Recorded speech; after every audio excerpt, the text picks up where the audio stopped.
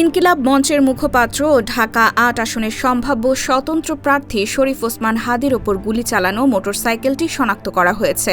সেই সঙ্গে মোটরসাইকেলের মালিক আব্দুল হান্নানকে রাজধানীর মোহাম্মদপুর থেকে আটক করা হয়।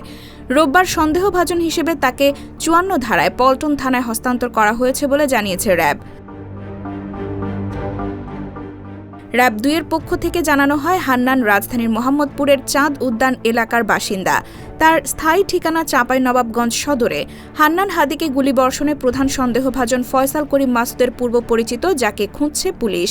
র্যাব ২ এর অধিনায়ক মোহাম্মদ খালিদুল হক হাওলাদার বলেন, হাদিকে গুলি করার সময় যে মোটরসাইকেলটি ব্যবহার করা হয়েছিল সেটির মালিক আব্দুল হান্নান।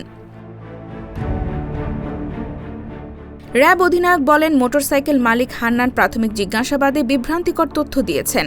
একবার বলছেন বাইকটি তিনি বিক্রি করে দিয়েছেন, আবার বলছেন সেটি গ্যারেজে ছিল।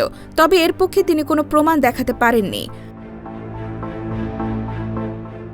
এদিকে প্রধান সন্দেহভাজন ফয়সালকে চেনেন বলেও দীর্ঘ সময় যোগাযোগ নেই দাবি করেছেন আটক হান্নান।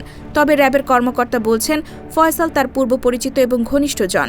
তাকে বিস্তারিত জিজ্ঞাসাবাদ করলে হাদিকে গুলির ঘটনায় প্রধান সন্দেহভাজন ফয়সালের বিষয়ে গুরুত্বপূর্ণ তথ্য মিলতে পারে। এজন্য তাকে ৫৪ ধারায় আটক দেখিয়ে থানায় তদন্ত কর্মকর্তার কাছে হস্তান্তর করা হয়েছে। IBTV USA, new York.